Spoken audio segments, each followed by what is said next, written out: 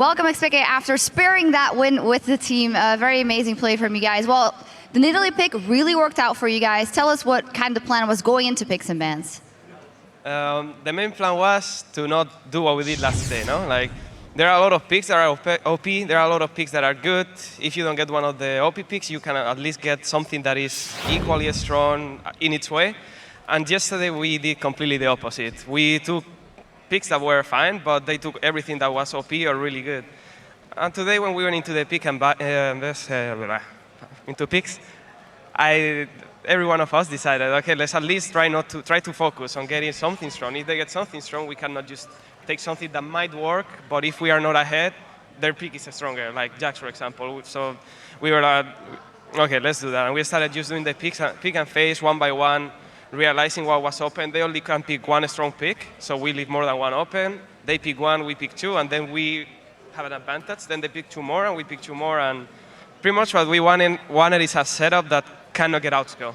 In case if we are ahead, we snowball. If we are equal, we have chances. And if we are behind, we can come back. So that's what we look for today. Yeah, pretty good comp. What about the Nuno pick here? Did you guys expect all the junglers to be banned away, or? I had no idea he would even say that he wanted to pick Nuno. He hates it. And every time we play Nuno, he's kind of, God damn it. But all of them were banned.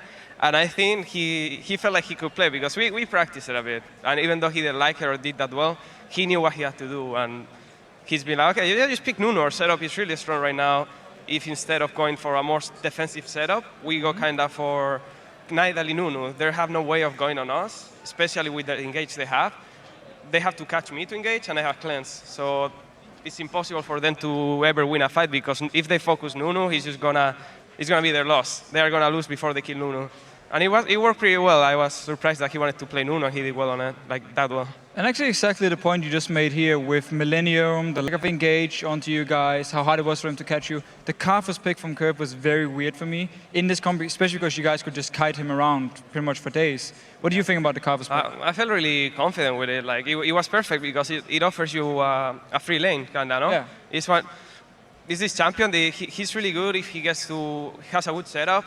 The enemy laner doesn't outscale you, kind of. Not the enemy, you outscale him, but if they can kite you, they outscale you. And it opened it like perfectly. More having a Nuno, more having a Tres, and now the Nidalee is like, what are they going to do? What's Karthus going to do? I go for a creep, he kill me, I heal myself, I keep farming, and I hit him, and he cannot do anything. And level 6, I have more pressure than him, because if he makes a mistake, I can go Cougar form and harass. So I think Karthus' pick was the worst. I was more scared of other picks, and I was really happy when I saw their setup. I really thought on picks we had the game.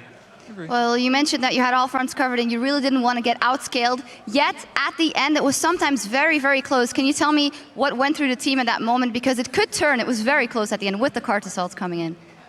In the end, there were a couple of fights that I think were more like brain damages and stuff. I don't know. In one of the fights, we split.